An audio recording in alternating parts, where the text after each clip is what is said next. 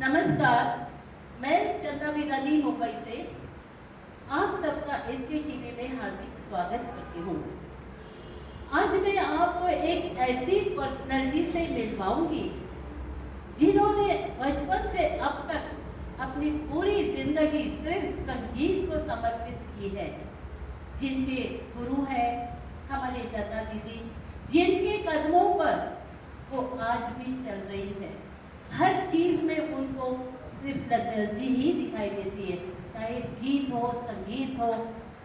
एक प्रेरणा जो बनती है लता जी के प्रति, वो आज आपको सुनने को मिलेगी कि किन मुश्किलों का सामना करने के बाद आज वो इस मुकाम पर पहुँचे हैं जहाँ पर न वो सिर्फ संगीत की देवी कहलाती है, लेकिन वो खुद तो एक डॉक्टर भी है।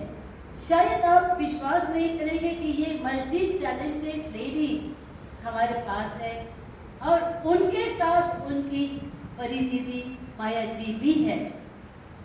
तो इंटरव्यू शुरू करने से पहले मैं यही कहूँगी कि कुछ सवाल हम पहले माया जी से पूछेंगे, क्योंकि माया जी वो शख्सियत है जिन्होंने अपनी छोटी बहन अपर्णा जी को इतना प्रोत्साहित किया कि आज वो इस मुकाम पर खड़ी है। अपर्णा जी से तो बहुत सारे सवाल पूछने ही हैं, लेकिन माया दीदी इनकी बड़ी बहन, उनसे आज हम पूछेंगे कि आपको माया जी, आपको हम कुछ सवाल पूछेंगे। सबसे पहले आप अपना परिचय तो पहले दीजिए। मेरा परिचय आज तक के लिए इतनी बड़ी बहन थी और मैं हमेशा इसके साथ रही हूँ। ये बचपन से गा रही है और आज किस तरीके से गा रही है ये तो आपने देखा। स्पेशली मैं बोलना चाहती हूँ कि जस्ट अभी कुछ ही दिन पहले इसकी सर्जरी हुई और उसके पहले का जो प्रोग्राम था, उस प्रोग्राम में ये बहुत ही टेंस थी कि अब वो गा पाएगी या नहीं और किस तरीके से रिस्पॉन्स देगी, उसकी बॉडी उसको कैसा वो गा सकेगी। लेकिन आज मैं बहुत खुश हूँ जिस तरीके से आज इसने गाया अभी, तो मैं तो एकदम खुश हो गई कि भाई चलो ये फिर से रिटर्न आ गई है। तो आज बचपन से मैंने जिस अपर्णा को देखा और आज जो है, तो मैं तो भगवान को शुक्रिया अदा करती हूँ कि ये सही में जो भी उसको बनना था या जिस तरीके से उसका आगे बढ़ना था वो उसने ज़िंदगी में आज तक पाया है। जी जी माया जी, मुझे एक बात बताइए, किस मोड़ पर आपने जाना कि आपकी छोटी बहन बहुत ही प्रतिभाशील है और वो आगे चलकर भी काफ़ी कुछ कर सकती है? किस मोड़ पर आपने ये महसूस किया? मोड़ देखिए, मोड़ तो कैसा है कि बचपन से गाना गा रही थी, पिताजी ने ही जाना कि ये बहुत अच्छा सिंगर बन सकती है और उनकी ये इच्छा थी। एक डैडी जो पिताजी जो सोचते थे अपनी बेटी के लिए, तो वही उन्होंने भी सोचा कि मेरी बेटी बहुत अच्छा गा रही है, same to same Lata ji गा रही है, क्योंकि अपने पिताजी तो यही सोचते हैं कि मेरी बेटी बहुत अच्छी है, तो ये तो वो भी वही सोच रहे थे। तो उन्होंने एल्बम भी बनवाया, हम लोगों ने बहुत कुछ किया, एल्बम हुआ, रिलीज भी हुआ था, बहुत बड़े बड़े सिंगर्स ने गाया था उनके साथ में हमारे एल्बम में। तो उस मोड़ पे हमने तो यही सोच के किया कि हमारी बहन अभी बहुत अच्छी सिंगर बनेगी और चलो ठीक है कि वो एल्बम इतना अच्छा भी रिस्पॉन्स मिला उसका। लेकिन जिस प्रकार से इसने फिर से एक उम्मीद के साथ जब स्टार्ट किया और जैसे जैसे वो आगे बढ़ने लगी, तब हम लोगों को लगा कि ये अभी बहुत कुछ करेगी। और मैं तो सोच रही थी जो मैंने सोचा था उससे कई गुना बहुत अच्छा उसने किया है आज। भाई जी, एक प्रश्न मेरे मन में है कि आपके परिवार में और कौन गायक है? जी नहीं, ऐसे मतलब इसके से जैसे तो कोई हम लोग तीनों भी नहीं गाते। मेरे दो छोटे भाई हैं और मैं, हम तीनों तो बाथरूम सिंगर हैं। हम लोग तो गा नहीं सकते, लेकिन हम लोग वो भी ये गा रहे हैं, उसमें बहुत खुशी। यानी कि इनकी खुशी में ही आपकी खुशी थी कि हमारे नहीं ये गा रही है तो हम खुश हैं। बराबर।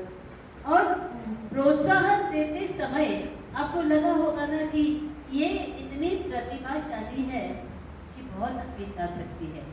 क्योंकि इसका सेम वॉइस था, सेम है। अभी मैं बड़ी हुई हूँ तो शायद आपको लगेगा कि ये गलत बोल रही है, लेकिन ये जब बचपन में गाती थी तो सेम लता जी जैसे गाती थी। इसका आवाज़ सेम टू सेम था और वो वही पीच था, मतलब वो जो स्केल है वो स्केल सेम है, उसी स्केल में वो गाती थी। जो भी इसने कॉलेज में गाने गाए या फिर बाद में भी गाने गा रही थी, हम लोगों ने बहुत से प्रोग्राम किए, उसमें जो भी गाने गाए ये सेम रेंज में गाते थे। तो मैं तो सोचती हूँ कि मेरे लिए तो मेरी लता ही है। क्या बात है, क्या बात है। अपर्णा जी, अब आपका समय है। मेरे पास बहुत सारे सवाल हैं, कुछ हमारी ऑडियंस के पास भी है और उन सवालों का जवाब तो आप दोगे ही।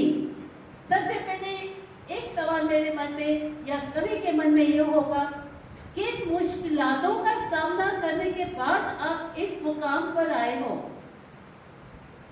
हाँ, पहले तो मेरे सामने मनोहर जी, कृष्ण जी और बहुत बड़े बड़े हस्ती बैठे हैं, उनमें मैं इधर बैठी हूँ तो मुझे थोड़ा सा फील हो रहा है कि दे डिजर्व मोर। ऐसा है कि मुश्किलात क्या कहूँ मैं, बस संगीत लता जी की आवाज़ ने मुझे 4-5 साल की थी तब से खींचा। फिर डैडी रफ़ी साहब को बहुत सुनते थे तो रफ़ी साहब को बहुत सुना और लता रफ़ी, इन दोनों की आवाज़ ही मेरा जीवन बन गया। मैं इतनी उसमें भूल गई कि वही जुनून था। कुछ चीज़ें शायद मैं नेचुरली बोलती जाऊंगी जो नहीं भी हो सकती बोलनी चाहिए, बट मैं बोलती जाऊंगी क्योंकि मुझे नेचुरल ओरिजिनल रहना अच्छा लगता है जो भी। तो गाती रही डैडी के गाइडेंस में गाती गई। ये करते करते जब मैं 10th में थी तो मेरी माँ बोली कि तू इतना अच्छा गाती है, तू क्लासिकल सीख। तब मम्मी थी और मेरी और मम्मी की कंपटीशन में मम्मी जीतती थी, मेरे से अच्छी आवाज़ थी मम्मी, तो हम दोनों की कंपटीशन में वो जीतती थी। तो बोली, वो रेडियो पे गाई थी एक बार, लेकिन तब के ज़माने में इतना लड़कियों को सबको मौका नहीं मिलता था और सब मेरे जैसे ऐसे नहीं थी कि हाँ लड़ाई करके इसे हम निकलेंगे बस या तलवार लेके। तो मम्मी समझदार, घरेलू, फैमिली ओरिएंटेड, शादी के बाद वो अपना घर, हम 4 बच्चों को संभालने में ही थी। तो मम्मी ने मुझे लेकर क्लासिकल सीखने के लिए सबसे पहले बीना चक्रवर्ती करके एक रेडियो आर्टिस्ट थे, उनके पास लेके गई माँ। और वहाँ मैं गई तो वो बोली, अरे वाह ये तो बहुत फास्ट लर्नर है। आई थिंक मैं तब थी, अब मैं बहुत स्लो हो गई हूँ, बट तब थी शायद। तो मैं बहुत सारे स्टूडेंट में वो कुछ भी गाएंगे तो मैं बोलती थी, उसने शायद सीधा मेरे हाथ में हारमोनियम कॉर्ड में बोले सबसे गवाते बैठो। तो मैं बोली ये भी सीखने आई हूँ कि क्या है। तो मैं बोली मम्मी वहाँ तो थोड़ा अलग चल रहा है। फिर भी 2-5-6 महीने सीखा मैंने।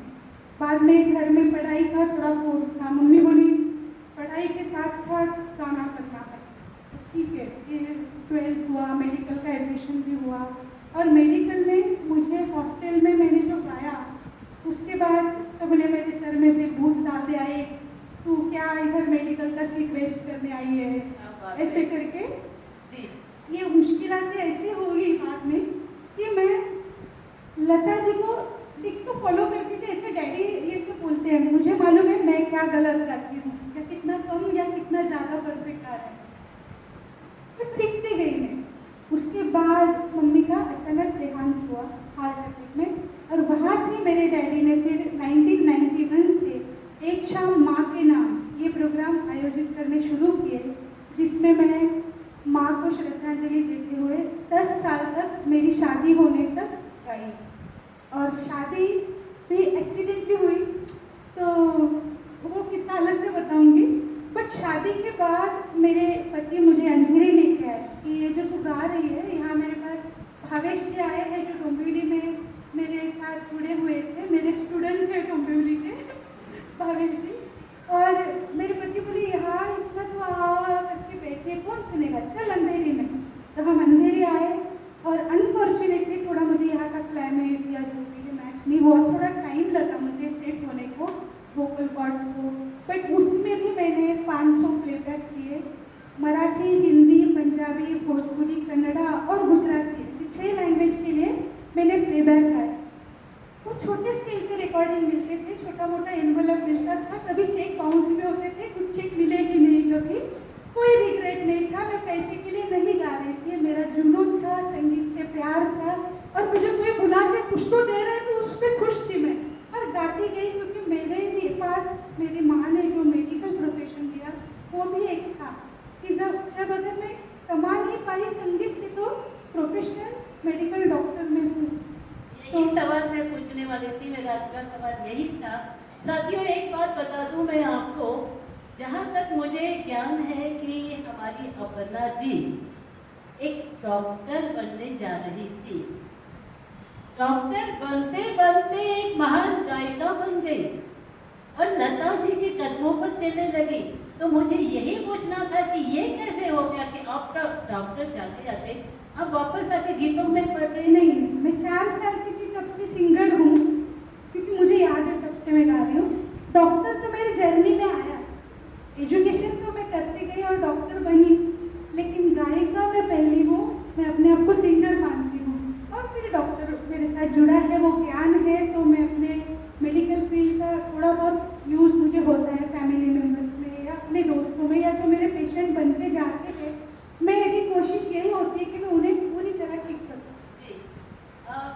एक सवाल बहुत देर से मैं तो नहीं आता है पूछूं या नहीं पूछूं, लेकिन पूछ ही लेती हूँ।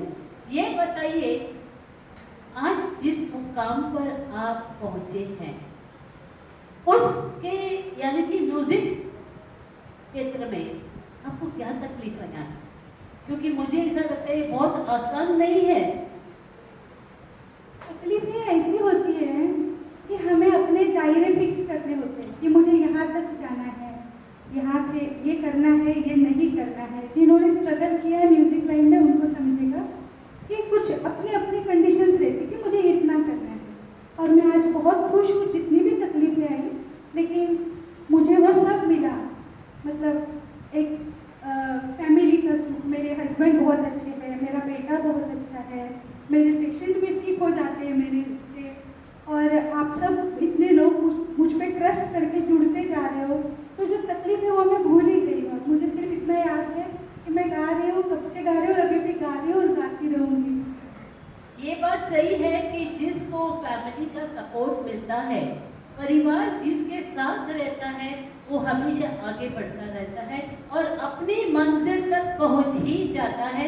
जिस तरह से अपर्णा जी ने अपनी मंजिल को पाया है, क्योंकि उनके पास उनके हस्बैंड का, बच्चों का, अपने दीदी का, फादर का, परिवार का बहुत अच्छा सपोर्ट था। और एक बात बताइए अपर्णा जी, जिस मुकाम पर आप पहुंचे, क्या आपने कोई एल्बम रिलीज किया है आज तक? मुकाम तो मैं नहीं जानती, शायद डैडी का सपना बहुत ही बड़ा था मेरे लिए। उनका सपना उतनी हद तक मैं पूरा नहीं कर पाई हूँ, लेकिन मैंने मेरे डैडी के लिए पापा तुम्हारी नन्ही परी ये गाना लिखा, कंपोज किया और उनके जन्मदिन पर उन्हें गिफ्ट दिया था। और वो बोले अब मुझे इसके बाद तो कुछ भी गिफ्ट मत दे, मुझे अल्टीमेट गिफ्ट मिल गया है। तो वो एक गाना मैंने डैडी के लिए किया। आई तुझे आठवण येते, ये भी है, मैंने माँ के लिए किया एक गाना। बहुत ही खूबसूरत गीत है, आई तुझे आठवण येते, शायद यही शब्द है। हाँ, आई तुझे आठवण येते, अंतरीची एक तार तुझे, आई तुझे आठवण येते। ये मैंने मेरी माँ के लिए, जब मैं रेगुलर शोज करती थी पहले, शादी के बाद वो रेगुलर नहीं हो पा रहा था, तब मेरे अंदर से अपने आप कंपोजिशन और लिरिक्स निकलते जो मेरे डैडी के लिए है या माँ के लिए, तो वो मैंने मम्मी को डेडिकेट किया था। इसके 2 लाइनें आप गा सकाइए प्लीज। आई तुझे आठवण येते बहुत मन को छूने वाला गीत है, स्केल लगानी पड़ेगी।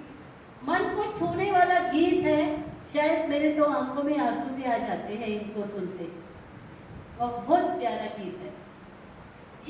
अपनी माँ को श्रद्धांजलि देने के लिए एक शाम माँ के नाम इस प्रकार के प्रोग्राम भी करते हैं। मैं जानती हूँ सारे लोग ऐसे करते होंगे, लेकिन आपके जैसा अपर्णा जी बहुत ही कम। हाँ, 2 लाइन तो पक्का कहिए, आई मुझे अठवान ये थी जो मेरे मन के करीब है। मैं महाराष्ट्र नहीं हूँ, मराठी नहीं हूँ, लेकिन वो गीत बहुत प्यारा है। मोबाइल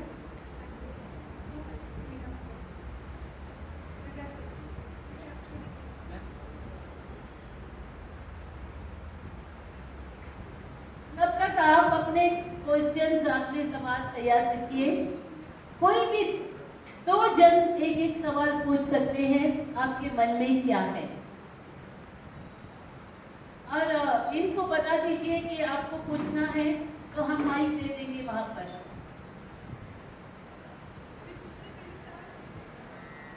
आप तैयार है तो आई तुझी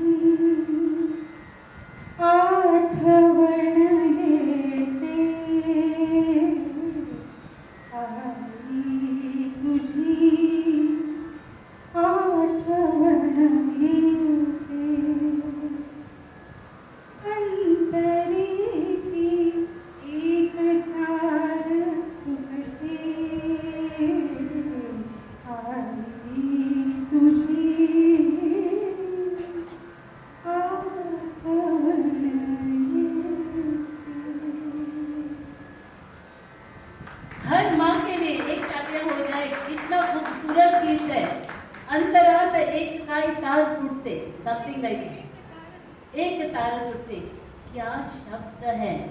शब्द भी इनके ही हैं, गीत भी इनके, संगीत भी इनके, गायिका भी यही है। तो ऐसे टैलेंटेड जो लोग होते हैं वो आसमान को छू ही लेते हैं। आज हम देख रहे हैं अपर्णा जी को कहाँ से कहाँ तक है। एक सवाल और, तब तक हम पूछेंगे किसी और को सवाल पूछना है तो मैं माइक दे दूंगी। यस सर, उनको माइक दीजिए।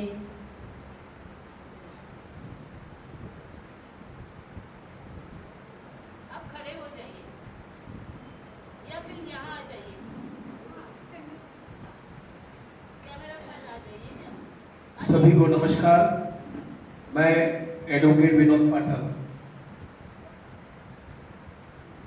एडवोकेसी से पहले मैं जर्नलिस्ट भी रहा हूँ, संपादक के तौर पर, और कई अखबारों में मेरे कॉलम्स भी आते हैं।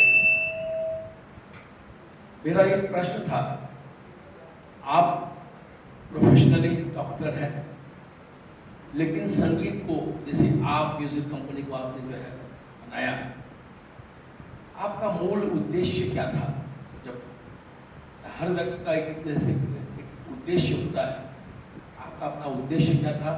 और आपका इतना समय देने के बाद अपने आप को क्या आप सेटिस्फैक्शन महसूस करती हैं? मेरा एक सवाल। बहुत अच्छा सवाल है कि उद्देश्य क्या है, पर्पस ऑफ लाइफ। हम जो भी करते जा रहे हैं उसका एक पर्पस होना चाहिए। संगीत से प्यार ये तो था ही मुझे, जो मुझे डोंबिवली से अंधेरी तक खींच के लाया। बहुत सारे मेरे पहचान के म्यूजिक डायरेक्टर हैं और अच्छे अच्छे बड़े नामचीन कलाकार जो मुझे जानते हैं। मैं तो सबको जानना अलग बात है, जो मुझे जानते हैं, लेकिन जो होड़ चल रही है ना, कंपटीशन, मुझे आगे जाना, मुझे पहला गाना गाना वगैरह, वो होड़ में मैं नहीं उतर सकती थी। मेरा परिवार था, मेरा बच्चा था, मेरा पति, घर देख के मुझे करना था। तो मैंने ये ध्यान रखा कि मेरा सब वो भी स्मूथली चले और मेरा संगीत ना रुके। तो मेरे पिताजी ने जो मेरे नाम से अपर्णा एंड प्रोडक्शन नाम की म्यूजिक कंपनी रजिस्टर्ड की थी, मम्मी की डेथ के बाद शुरू हुआ संगीत का सफ़र था। 96 में कंपनी रजिस्टर्ड की थी। वो कंपनी मैंने फिर से रिन्यू की 2011 में, और तब मैंने अपनी को खुद को भी उसमें चांस दिया। और मेरे जैसे संगीत से प्यार करने वाले, जो मेरी ही तरह सब कुछ संभाल के अपना परिवार, घर द्वार संभाल के गाना गाना चाहते हैं, उन सबको मैंने स्टेज देना शुरू किया। उनको मैंने एल्बम में गवाया। लिखो, जो लिखता है तो आओ लिखो, कंपोज करते हैं आओ आओ लिखो। और मैं भी गाई और सबको मौका देने के लिए मैंने ये आप म्यूजिक कंपनी, आपकी अपनी प्रोडक्शन कंपनी, आप music company artist and performers के लिए शुरू की। तो ये मेरा उद्देश्य था कि सबको मौका मिले जिनको कहीं और मौका नहीं मिलता। ये आप कंपनी जो आपने बनाई थी वो आज क्या सिखाती है, इसके बारे में बताइए। जी, मैं तो सीखती जा रही हूँ, तो मुझसे लोग जुड़ते जा रहे थे कि हमें सीखना है। पहले मैंने बेसिक शुरू किया तो उन्हें आनंद मिलने लगा, तो मैंने थोड़ा और आगे जाना। ऐसे करते करते मैं भी सीख रही हूँ। गुरुकुल ऑफ आप म्यूजिक कंपनी में हम गा रहे हैं, सीख रहे हैं, सिखा रहे हैं, एक दूसरे को सीखते जा रहे हैं। मुझे कुछ खास नहीं आता, थोड़ा बहुत सीखा है इतने सालों में, वो मैं अपने को जो आता है वो सिखाती रहती हूँ, इतना ही है। आपने शायद डिप्लोमा, सर्टिफिकेट और कराओके कोर्सेज शुरू किए, वो बताइए। हाँ, बस बेसिक कोर्स होते हैं, डिप्लोमा कोर्स होते हैं। और मेरी प्यारी रमनी बोली मेरा तो डिप्लोमा कोर्स हो गया, अब मैं जो आपके साथ सीखते रहना है। तो मैंने डिग्री कोर्स भी अनाउंस किया कि आगे और सीखेंगे, उसको डिग्री कहते हैं। हमारे all rights are reserved under आप म्यूजिक कंपनी, और हम कोई भी किसी के साथ भी अलाइनमेंट ये वो नहीं, हमारा अपना ज्ञान में हम चलते जा रहे हैं, वो ईश्वर को पता है कहाँ तक पहुँचाना है। आप कंपनी को आप किस तरह से देखते हैं? आप म्यूजिक कंपनी, ये आखिरी सवाल होना चाहिए क्योंकि बाकी लोगों के गाने रह जाएंगे। ये आखिरी सवाल का जवाब देते हैं, और ये है ऐसे कि आप म्यूजिक कंपनी, जब अब मेरा ऑपरेशन हुआ और कुछ शुरू के कुछ दिन माया थे, रमनी जी जानते हैं कि मेरा कॉन्फिडेंस थोड़ा ऐसा हुआ कि गए, अब गया मेरा संगीत, मेरी कंपनी, अब इसका क्या होगा। तब मुझे एक कल्पना, क्रिएटिव आइडिया तो आते रहते हैं ना क्रिएटिव होती में आपको, तो मैंने एकलव्य, ये एक मंदिर बनाने का सोचा है, क्योंकि मैं लता जी की खुद को एकलव्य मानती हूँ। इतने साल हो गए, अभी तक मैंने अपना गुरु नहीं बदला है, तो मैं एकलव्य मानती हूँ। और मैं एक मंदिर बनाना चाहती हूँ जिसमें मेरी एक मेमोरी है खास लता जी के साथ। मुझे एक ही बार लता जी को मिलने का मौका मिला प्रभु कुंज में, जब मैं हृदयनाथ मंगेशकर जी के साथ एक शो हुआ मेरा हाउस वेलकम, उस दौरान रिहर्सल के लिए मैं गई थी प्रभु कुंज, और हर बार इस आशा में जाती थी कि मुझे लता जी का दर्शन होगा। और ये चौथी बार था, हर बार मैं बुके लेके जाती थी कि आज लता जी मिलेंगी तो दूंगी, और नहीं मिलती थी तो हम वहाँ पे जो भी थे उनको दे के आते थे। और जब मैं गई, दरवाज़ा किसी ने खोला, पीछे लता जी थी, और जिसे मैंने देखा, मैंने उनके चरणों में बुके रखा और मैं बहुत धो करके रोने लग गई, क्योंकि मैंने उनकी एक एक लाइन एक एक हज़ार बार सुनी थी। मेरे इतने क्लोज लता मंगेशकर थी जो मेरे सामने थी, उनको देख के मैं बहुत इमोशनल हो गई, और उन्होंने कोई बीच में अरे अरे क्यों रो रही है ऐसे बोला। तो वो मेमोरी मैं उस मंदिर में रखना चाहती हूँ। उसके आजू बाजू में अगर इतना भी जगह होगी तो भी बस है, वहाँ गुरुकुल चलेगा। मेरे जाने के बाद अभी भी हो सके तो जब भी मैं बनाऊँ, उस गुरुकुल में कोई पैसा नहीं लेगा ना देगा, फ्री संगीत सिखाया जाएगा, फ्री संगीत सीखा जाएगा। और वो आप म्यूजिक कंपनी का गुरुकुल एकलव्य मेरी तरह कोई पागल ही होगा जो ऐसे ही गाते रहेगा। और मैं चाहती हूँ ये मेरा सपना पूरा हो। क्या बात है। यही मेरा सवाल था कि आपका सपना क्या है, और आपने बता दिया कि आप एकलव्य करके एक संस्था बनाना चाहती है जो न किसी से लेगा न किसी को देगा, सब कुछ फ्री में होगा। संगीत पैसे की नहीं होना चाहिए। मेरे डैडी एक ही बात से मुझसे नाराज है कि मैं इसे कमर्शियली कर रही हूँ। मेरी मजबूरी है कि मुझे इसे टिकट शो ये वो करना पड़ता है, क्योंकि हॉल मुझे फ्री नहीं मिलता, या जो भी चीज़ें हैं वो फ्री नहीं मिलती, इसलिए मुझे ये करना पड़ता है। लेकिन मेरे जाने के बाद मुझे हॉल बुक करना ही नहीं है। वो मंदिर में आओ, गाओ, सीखो, सिखाओ, कोई पैसे का उसमें स्वार्थ नहीं हो। ये मैं चाहती हूँ, ये मेरा अल्टीमेट ड्रीम है, पर्पस ऑफ लाइफ। बिल्कुल बिल्कुल पूरा होगा। जहाँ पर सच्चाई, ईमानदारी, सेवा है, वहाँ पर भगवान भी है। बस एक छोटे से 2 सवाल है, बिल्कुल छोटे से, कि आपका आगे मैसेज क्या है हमारे गायकों के लिए? मैसेज इतना ही है, दिल से गाओ, भक्ति से गाओ, संगीत को अपना एक वो मत समझो कि ऐसे टाइम पास के लिए मत लो, सीखो उसको, समझ के गाओ और उसके लिए गुरुकुल में आओ और सीखो। जब तक मैं हूँ तब तक सीखो। बाद मैं भी सीख रही हूँ अपने गुरुओं से, मुझसे जो बने आप मुझसे सीखो, इससे भी ज़्यादा सीखना है। अच्छे गुरु, महान कलाकार अभी भी अपने आसपास ढूंढो और आगे बढ़ो, अच्छा संगीत करो। जी, हम शुक्रगुजार हैं डॉक्टर अपर्णा जी के और उनकी माया दीदी के लिए, जिन्होंने अपर्णा जी के बारे में बहुत कुछ बताया और आज हमने बहुत कुछ जानकारियाँ ले ली अपर्णा जी से। अगर आप भी एक किसी को कोई सवाल पूछना है तो मोस्ट वेलकम, अदरवाइज में है किसी को पूछना है ऑडियंस में से? भवेश जी, आपको सवाल पूछना है? इसके बाद बस ये आखिरी सवाल होगा। आइए। हाँ, बोलिए। मेरा सवाल नहीं है कोई मैम से। जब मैम ने पहली बार क्लास चालू किया था डोंबिवली में, हम लोग थर्ड फ्लोर पे रहते थे, मैम फर्स्ट फ्लोर पे रहते थे और फर्स्ट टाइम उन्होंने क्लास चालू किया था। हम लोग 8 स्टूडेंट थे, तो टीचर ने बोला गाओ पे, तो मुझे लगा जोर से गाएंगे, चिल्लाएंगे तो खुश होंगे। मैडम ने मेरा गाना बोलता है गाना गाने का है, चिल्लाना नहीं है। तो उन्होंने तब से जो शिक्षा दी 8 स्टूडेंट को मन से सिखाया और उन्होंने सच में दिल से जो उनके लिए संगीत के लिए प्रेम है वो हमने देखा। तभी से हम लोग सब उनसे जुड़े। आज कम से कम 33 ईयर हो गए, 33 ईयर। इसके लिए उनका बहुत थैंक्स। बहुत ही अच्छा बताया आपने और आज जानकारी मिल गई कि वहाँ डोंबिवली में भी इन्होंने सिखाया है।